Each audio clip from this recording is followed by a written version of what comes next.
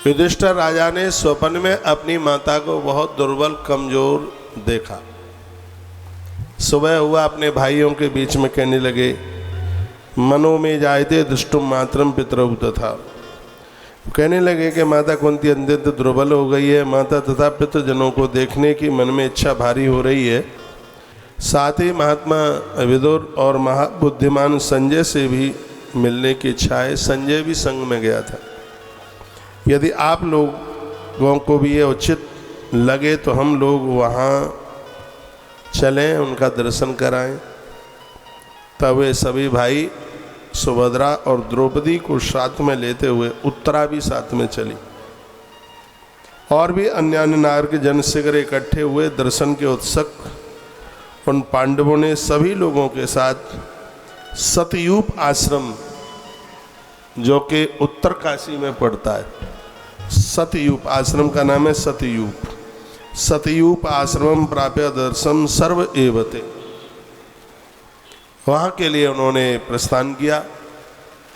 पहुँच गए। उन्होंने धृतराष्ट्र को देखा, माँ गांधारी माता कुंती को देखा। विदुरो न यदा दृष्टो धर्मस्तम पृष्ठवास्तदा, जब विदुर जी को नहीं देखा तो धृतराष्ट्र को उन्होंने पूछा और कहा कि विदुर जी कहाँ है। कहा विरक्ताश्चते छता निरूह निस्पर ग्रह, कहा वो तो विरक्त है, कहीं झाड़ियों में बैठ करके कहीं भजन कर रहा होगा। गंगा गच्छ द्वितीयनी वने राजा युधिष्ठिरः ददर्श विद्रुम क्षामम तपसा संसतः व्रतम। ददर्श विद्रुम क्षामम तपसा संसतः व्रतम। युधिष्ठिर ने उन्हें देखा, आंख में आंसू आ गए। विरक्तो हम न दधारे युधिष्ठिरम गच्छ भूपते। हे राजन, ये विदुर जी विरक्त हैं, तो यह दाह संस्कार के योग्य नहीं है, अब आप इच्छानुसार यहाँ से प्रस्थान करें, ऐसा आकाशवाणी ने कहा था। यह सुनकर उन सभी भाइयों ने गंगा के निर्मल जल में स्नान किया और वहाँ जाकर धृतराष्ट्र से सभी वृत्तांत विस्तार पूर्वक सुनाया। तत्पश्चात सब पांडव नागरिकों के साथ उस आश्रम में बैठ गए। उसी समय सत्यवती पुत्र भगवान व्यास और देवर्षि नारद जी का वहाँ आगमन हो गया। तत्र सत्यवती सुनु नारदस्य समागता। नारद और भगवान व्यास दोनों एक संग आए। अन्य मुनिगण भी वहाँ धर्मपुत्र युधिष्ठिर के पास आ गए। उस समय कुंती माता वहाँ विराजमान शुभ दर्शन व्यास का करती है और भगवान व्यास से कुछ बोली। क्या बोली माँ कुंती, सुनिए।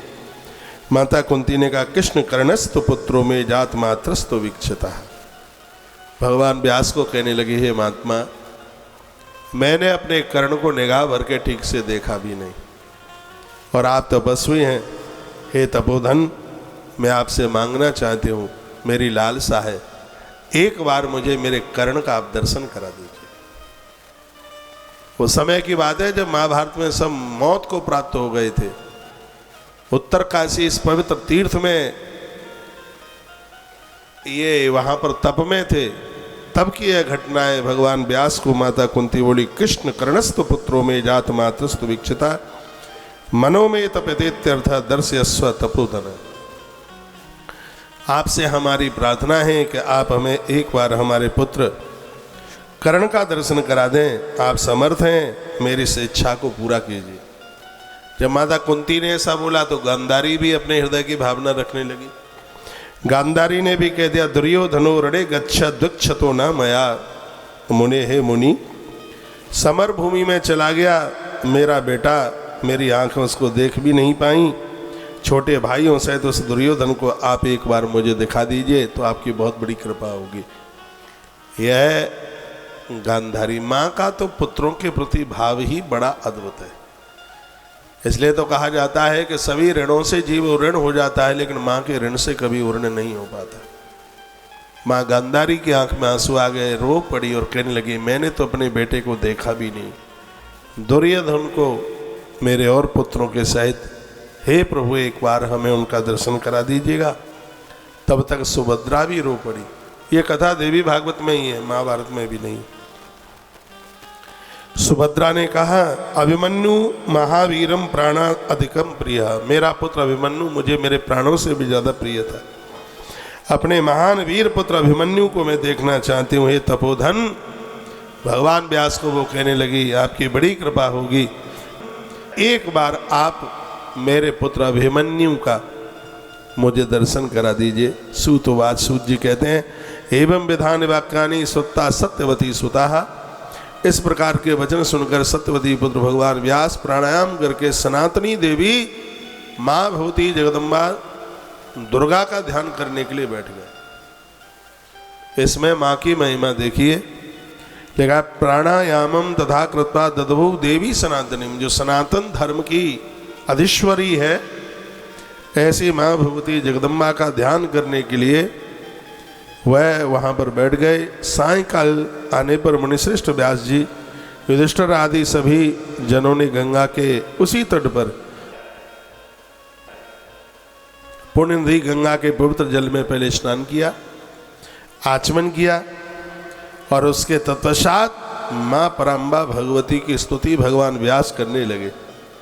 यदान वेदान च विष्णुरीश्वरो न वासवो नैव जलाधिपस्तदा न वित्तपो नैव मत्स्य पावका तदास देवी त्वमहं नमामि ताम्। क्या अद्भुत उन्होंने कहा, जब ब्रह्मा विष्णु शंकर इंद्र वरुण कुबेर यम तथा अग्नि ये कोई भी नहीं थे, उस समय भी हे माँ आपकी सत्ता थी। ऐसी उन आपको, आपकी शक्ति सत्ता को मैं व्यास बंदन प्रणाम करता हूँ। भगवान व्यास ने लिखा, यदान वेदान च विष्णुरीश्वरो, जब विष्णु भी नहीं थे, ब्रह्मा भी नहीं थे, यानी कोई देवता था ही नहीं, माँ भगवती जगदम्बा उस समय भी थी। जलन्न वायुर्न धरान चाम्बरम गुणान तेषां न चेन्द्रियाण्यम मनोन बुद्धिर्न तुमंग जससी तदादि देवी तमम नमामि ताम्। जिस समय जल वायु पृथ्वी आकाश रस इंद्रियां कुछ भी नहीं था, हे देवी उस समय आप थी। हे भगवती मैं आपको वंदन प्रणाम करता हूँ। इमं जीवलोके समाधाय चित्ते गुणैलिंग को समन नित्ता समाधिस्तता कलकालम नेस्तस्वतंत्रा नकोपस्तवित्ता विवेकम गतोपि। का इस जीवलोक में अपने चित्त में समाहित करने का सतुरज तम आदि गुणों सहित लिंग को उसको समाधि की अवस्था में पहुंचाने वाली हे परम शक्ति, मैं आपको वंदन प्रणाम करता हूँ। हे माता, यह लोग मृत व्यक्तियों को पुनः दर्शन के लिए ये मुझसे प्रार्थना कर रहे हैं और मैं आपसे प्रार्थना कर रहा हूँ, एक बार इनको इनके मृत पुत्रों का दर्शन करा दीजिएगा। ये भगवान व्यास बोले, मेरी प्रार्थना सुन लीजिए। प्रार्थये समालोको मृतानाम दर्शनम पुनः। जो मर के चले गए हैं, हे माँ तेरे अंदर ये शक्ति है कि तू इनको जिंदा दर्शन करा सकती है।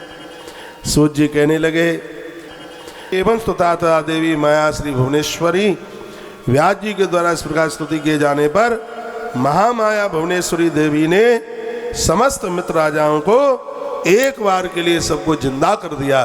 बोले सांचे दरबार की जय हो। दृष्टा कुंती च गांधारी सुभद्रा च विराटजा पांडवा मुदु सर्वे विक्ष प्रत्या नमस्कारान।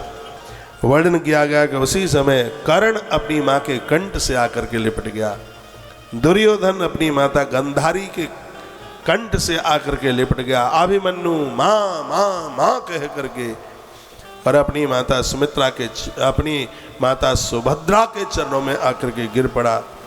ये यहाँ पर वर्णन किया गया है। पांडवों ने अपने ज्येष्ठ भ्राता कर्ण के चरण छू करके आशीर्वाद लिया। भाई भाई आपस में मिलकर के बहुत रोए, यहाँ तक कि धर्मराज युधिष्ठिर दुर्योधन को अपने कंठ से लगा था। दुर्योधन ने रो रो करके भारी प्रायश्चित किया था। दुर्योधन ने कहा, भैया तुम बड़भागी हो, भाग्यशाली हो, तुम्हें गोविंद का साथ मिला और ये बात सत्य हो गई कि ईश्वर उसी के पक्ष में रहता है जिसके पक्ष में धर्म होता है। तुम्हारा धर्म का पक्ष था। तो भगवान व्यास ने मुझे बहुत समझाया, लेकिन मेरी समझ में कुछ भी नहीं आया। आज अपनी माँ को, पिता को वंदन प्रणाम करता हुआ युधिष्ठिर के चरण छू करके दुर्योधन अपने धाम के लिए, अपने स्थान के लिए, भगवत धाम के लिए वो चला गया।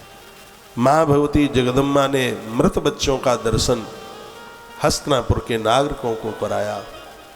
ऐसी कथा यहाँ पर कही गई है। इसमें माता रानी की महिमा है। ऐसा ये माँ ही कर सकती है। माँ ने ऐसी अद्भुत कृपा करी जो इच्छा जाहिर कर रहे थे, जिनका दर्शन करने के लिए माँ भगवती जगदम्बा ने साहब को, मृत लोगों को जिंदा कर दिया। उनका दर्शन करके फिर वह अपने स्वस्थान के लिए लौट गए। तत्पश्चात देखते देखते धृतराष्ट्र, माता कुंती, गांधारी माता और संजय, विदुर जी ने तो अपने प्राण पहले ही छोड़ दिए थे। देखते देखते इनकी देह से एक ज्योत निकली जो अंबर आकाश की तरफ चली गई। सिर्फ मृत शरीर पड़े रह गए थे।